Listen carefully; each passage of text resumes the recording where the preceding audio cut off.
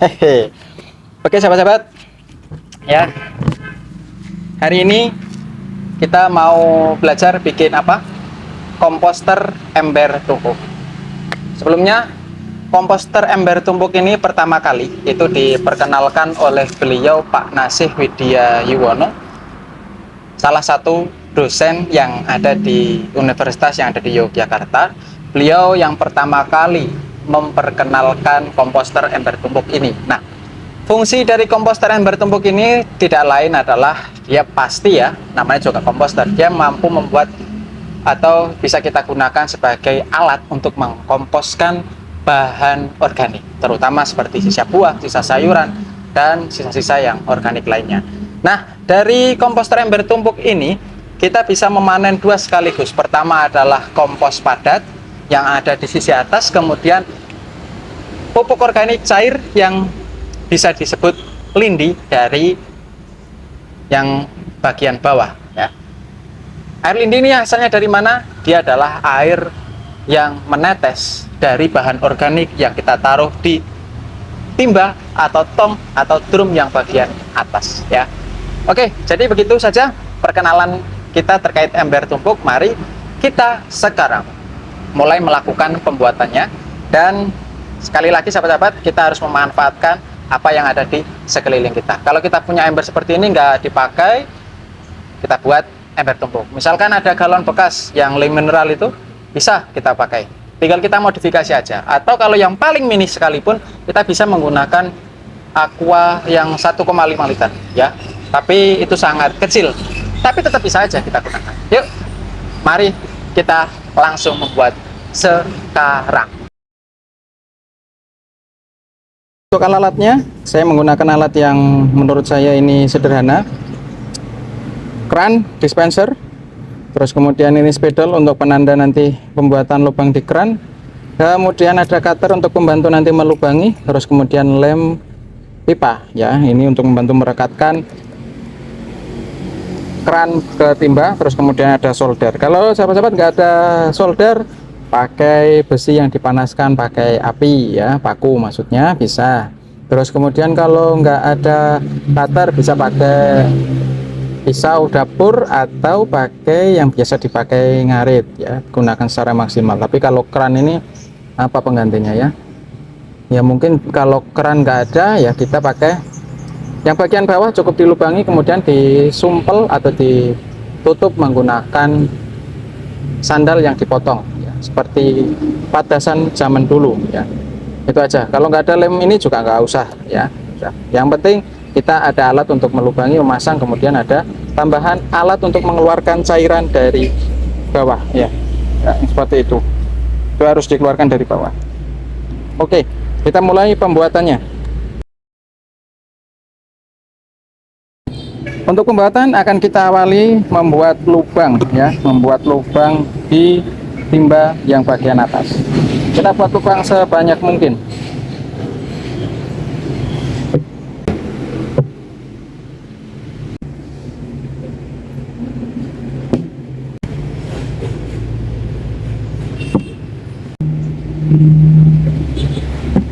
Oke sahabat-sahabat, untuk sesi lubang ya kita sudah selesai untuk sesi lubangnya. Jadi seperti ini. Nah ini ya, seperti ini.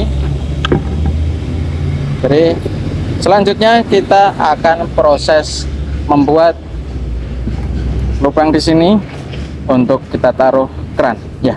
Ini kerannya, dan ini saya gunakan spidol untuk menandai di mana nanti saya akan melakukan pelubangan. Usahakan kasih jarak ya, paling tidak kalau diukur pakai jari ini ya, jari yang tunjuk ini. Nah di atas sini, jangan terlalu ke bawah ya, jangan terlalu ke bawah. Biar apa?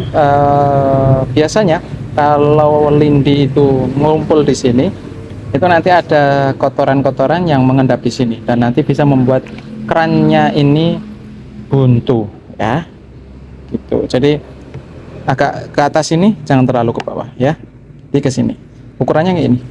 Tadi kayak ini. Oke, kita ngukur pakai ini aja. Sip, kita lanjut tipis-tipis saja ya. Untuk menandai di sini tengah kita gunakan lubang pakai solder. Nah, ini untuk memulai. Kita rapikan sedikit sisa yang ada di sampingnya.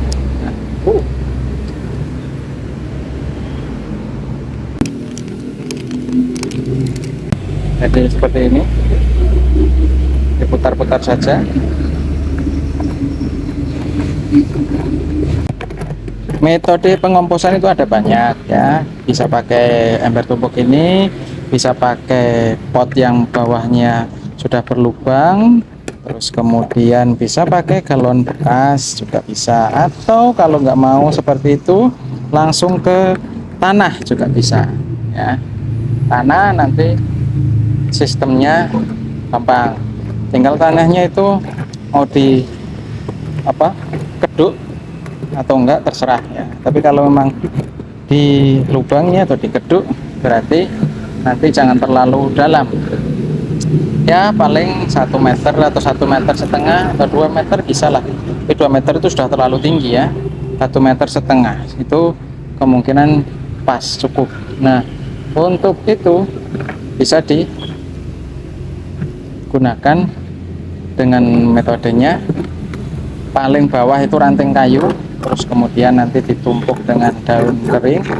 Setelah daun kering, daun-daun basah, terus kemudian dikasih tanah ya, tanah, tabur tanah di atasnya, baru ditumpuk pakai daun kering lagi seperti itu. Tapi kalau misalkan sistem yang seperti ini kan fungsinya di rumah tangga, misalkan sahabat-sahabat sering ada sampah kulit buah atau sampah sayur, nah, dan kemudian sahabat juga hobi membuat atau merawat tanaman ya, pakai cara ini tuh saya rasa memang pas. Kita bisa dapat lindi, kita juga bisa dapat kompos padat. Kita masukkan karet ini ke sini.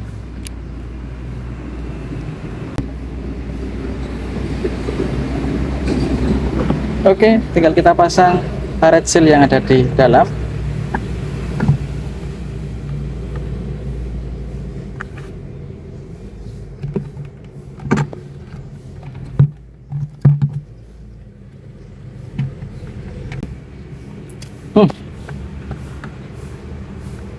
Oke, beres. Untuk sesi pemasangan keran sudah beres. Nah, selanjutnya kita akan lubangi tutup ini. Ini posisinya nanti akan ditutupkan di bagian bawah ya. Untuk di ember bagian bawah kita kasih jalan terlebih dahulu.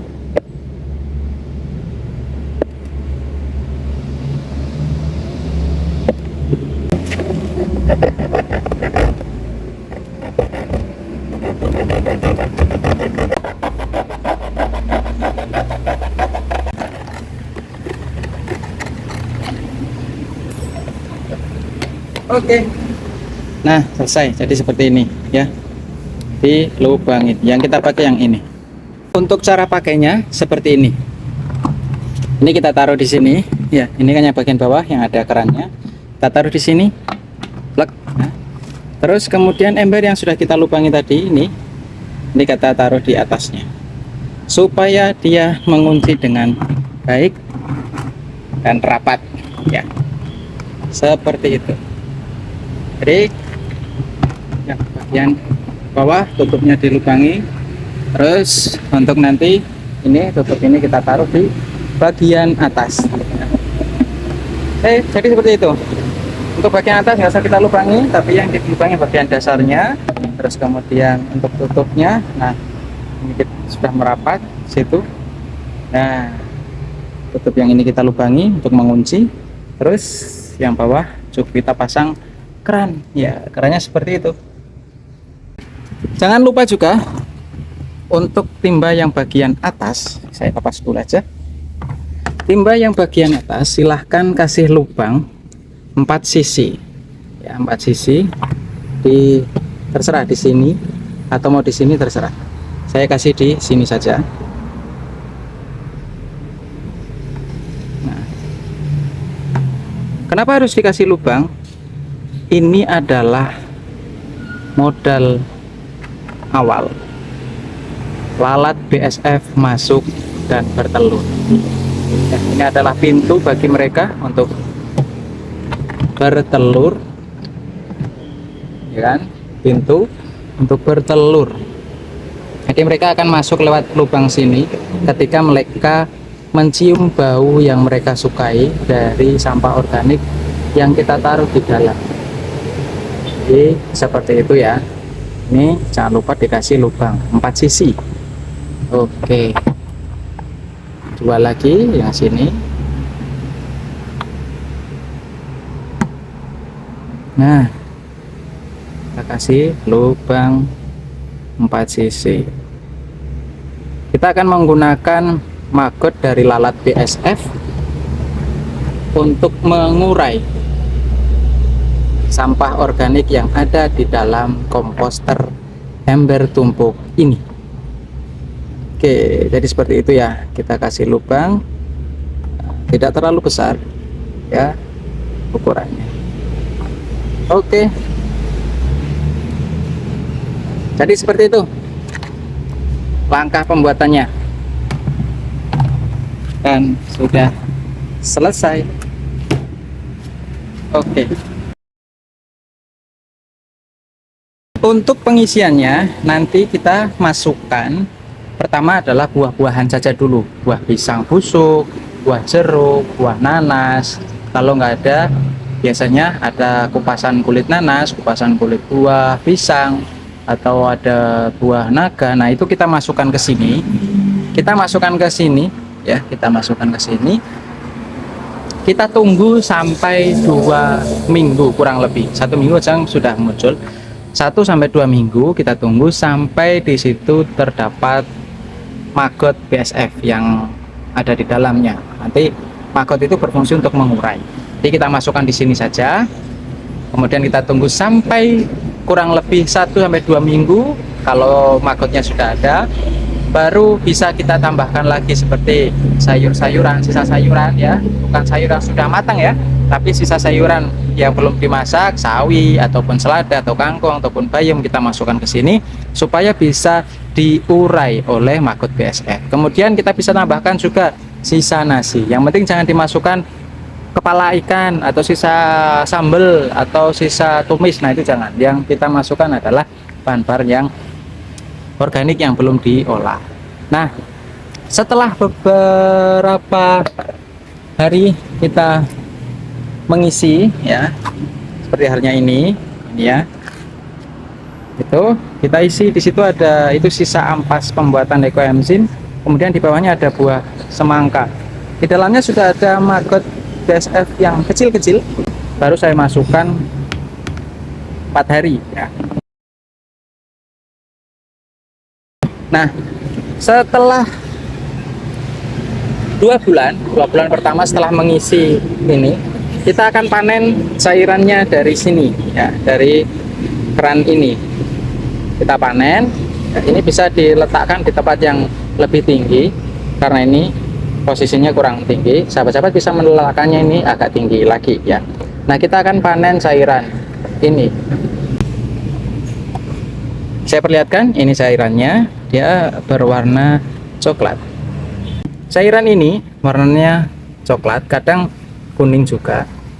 Ini masih bau, jadi belum bisa digunakan. Harus kita jemur terlebih dahulu. Kita masukkan ke dalam botol aqua. Jadi kita gunakan botol bekas ini, bisa yang kecil atau bisa yang besar. Kemudian kita masukkan lindi ini ke dalam botol. Ya, kita harus mengisinya jangan sampai penuh, boleh setengah, boleh kurang, supaya apa, nanti proses pematangannya lebih cepat. Kalau penuh itu bisa tapi lama banget, jadi jangan sampai penuh ya, usahakan setengah atau kurang, itu lebih baik.